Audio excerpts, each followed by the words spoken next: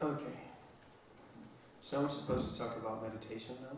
And I have no idea what I'm going to say. So I'll just go with it. I don't have much experience with meditation whatsoever, but having done one or two things here and there, at least I can mention a few things that it's better not to do. Yeah. And I found out that meditation is really not about forcing anything. And it may seem very repetitive. We may have mentioned that a lot again and again and again. But it's really the case that having a very relaxed attitude towards the whole thing really helps. Usually especially in the Tibetan Buddhist tradition, the texts sometimes when they touch in the subjects of shamatha, calm abiding, sometimes they mention a lot, focus intensely on the object. You will see that again and again in some of the scriptures and the texts. Which makes sense, but we have to consider the fact that these instructions were intended for Tibetans, mostly for monastics, and that is a completely different reality from the one that we live right now. Yeah. So that's really something to consider, because nowadays when we hear the word focus, then we're all like tight and tense and you have to focus, and definitely that's not helpful in meditation. Tibetans, on the other hand, most of them were nomads, every day taking some yaks to go into the pastures and just herding yaks all day long, looking at beautiful mountains and clouds passing by. So their minds were more receptive to those things, and they would easily slack off, whereas us, we're all constantly stressed out. If you go to a Tibetan doctor, they all say that we all have lung disorder, which is basically being stressed all the time. They say all Westerners have some degree of lung disorder. They have it there. So the first thing they do is give you medicine for that.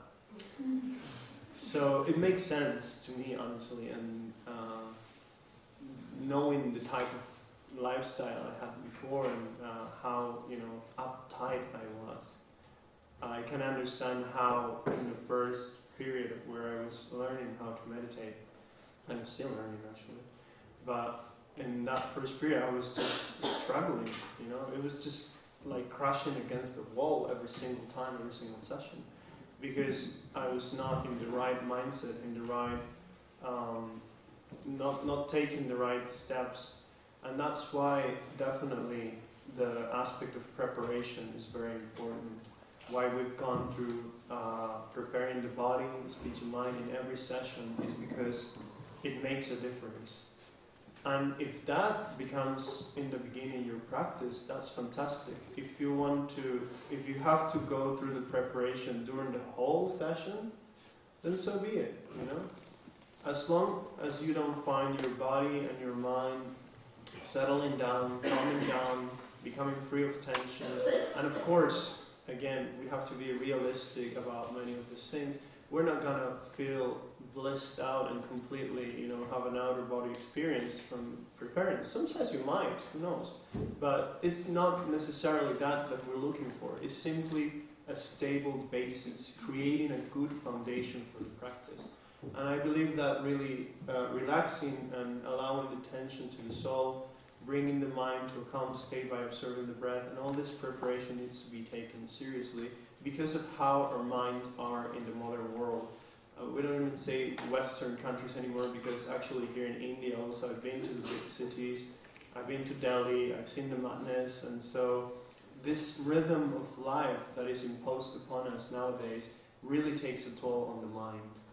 And meditation can help counteract that habituation that we've now created for having an accelerated pace of life.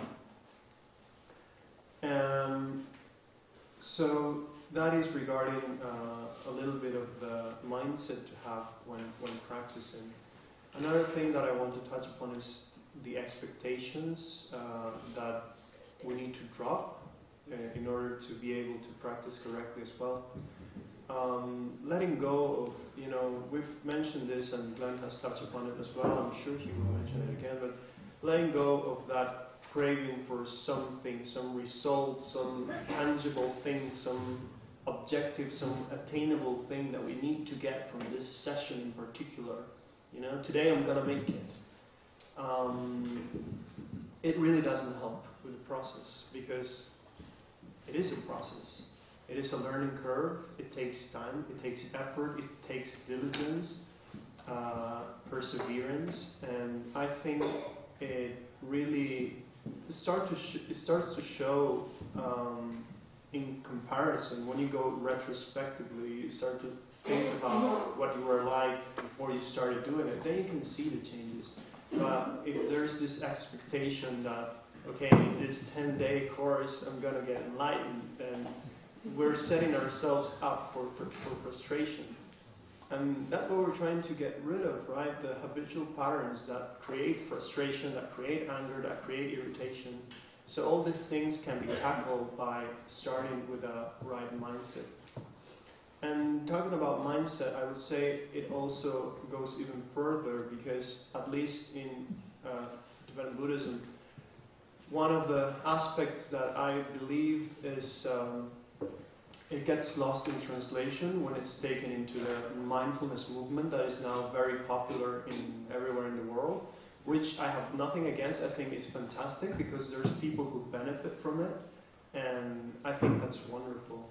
However, I would have to say that in Buddhism we learn that the foundation of meditation, of concentration, is ethical conduct. Yeah? So that is something not to be forgotten. That is very difficult to cultivate a steady body and steady mind, especially if we're constantly engaging in actions of body, speech, and mind that are detrimental to our own and to others.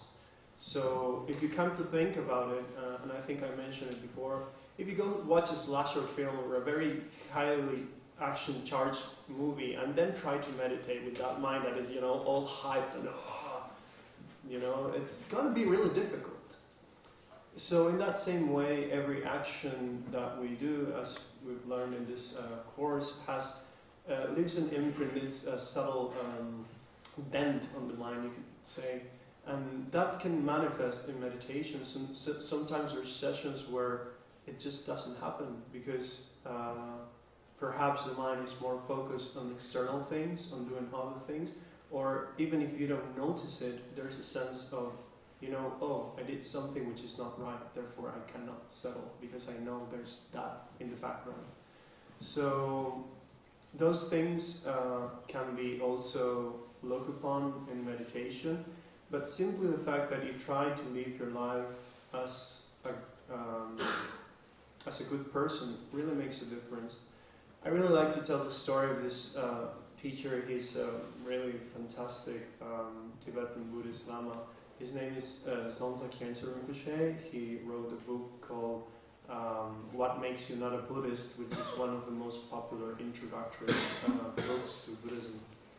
And his master, Dilgo Khyentse Rinpoche, he was perhaps one of the most accomplished Buddhist teachers of the century.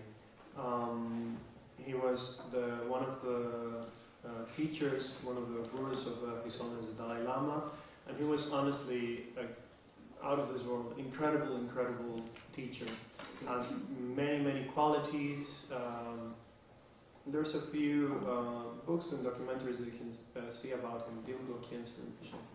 So anyway, in one interview, they asked Zonsa Khyentse Rinpoche, his disciple, what did he think about his teacher, his Lama.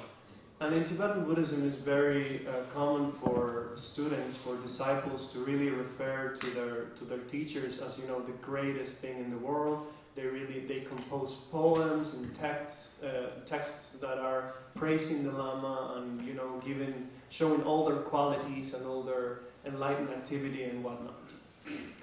However, when Zonsa Khyentse Rinpoche responded to that question, he said, "Yeah, Dilgo Khyentse Rinpoche. He was a very decent human being."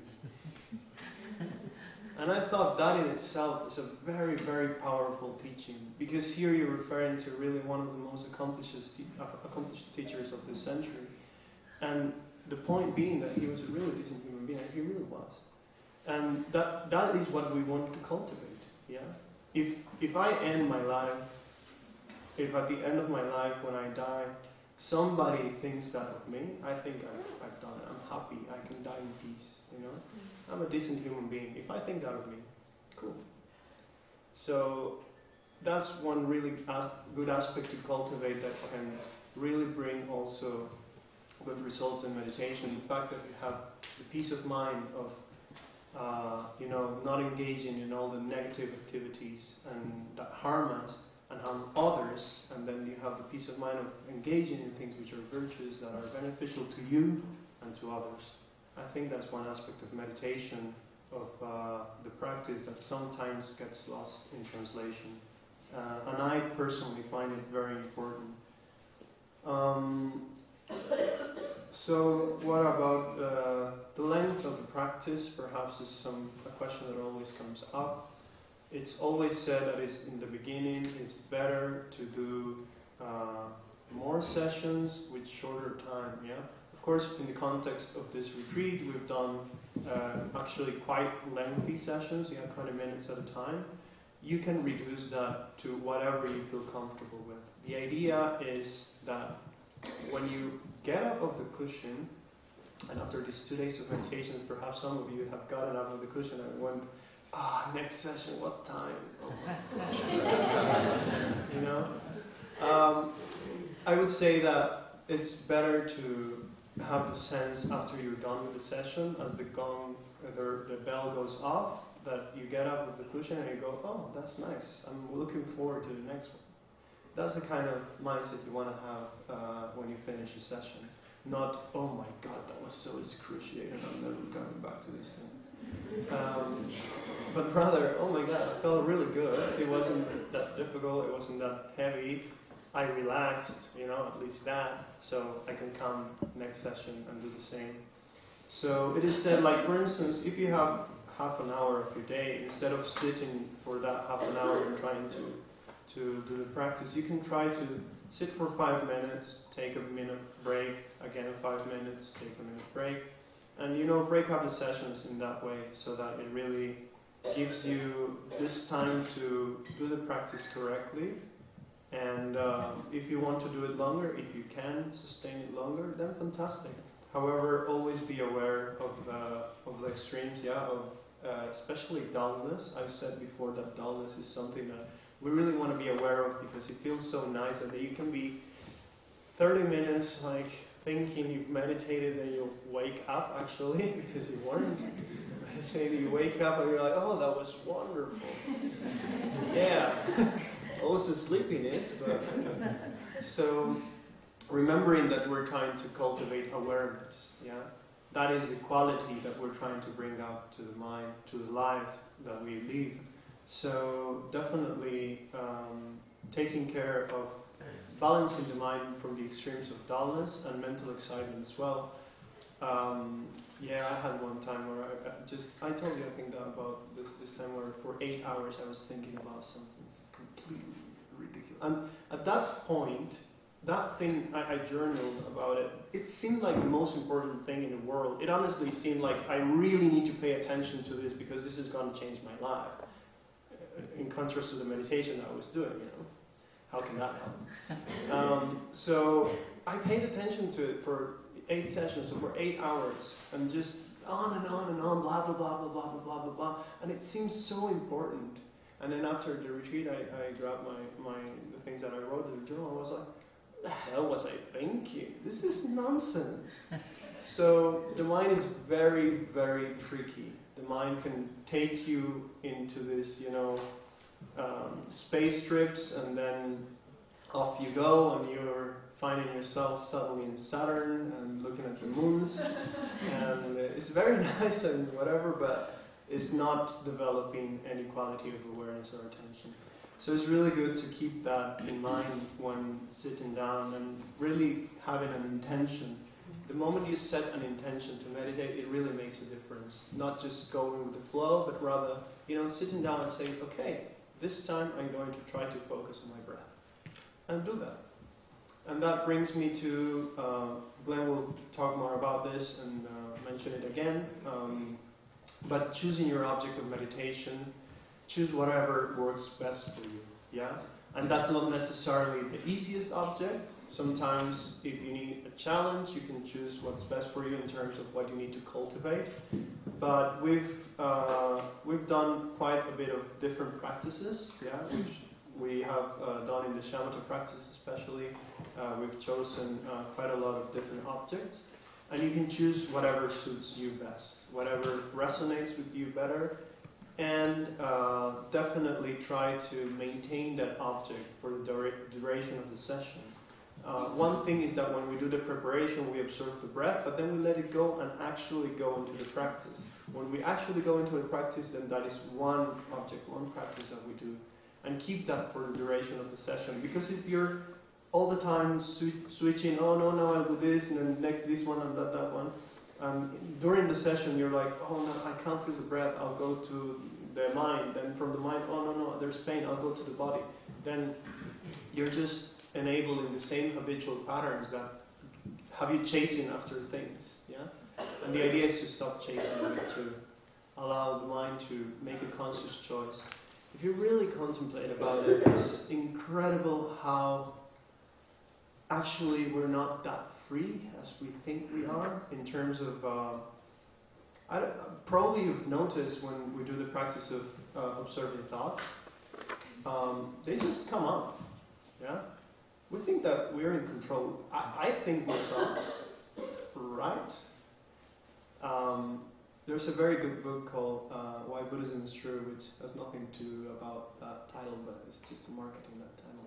But in that book, there's a quote which I really like. It says, "Thoughts think themselves." And it's really nice trying to observe that, the fact that actually a lot of the thing that goes into our minds is not consciously created by us, We have the ability to do it consciously, and therefore we think that that is present all the time. But the thing is that sometimes things just come up. I start thinking about my grandmother. Where did that come from? I don't know. I didn't think it.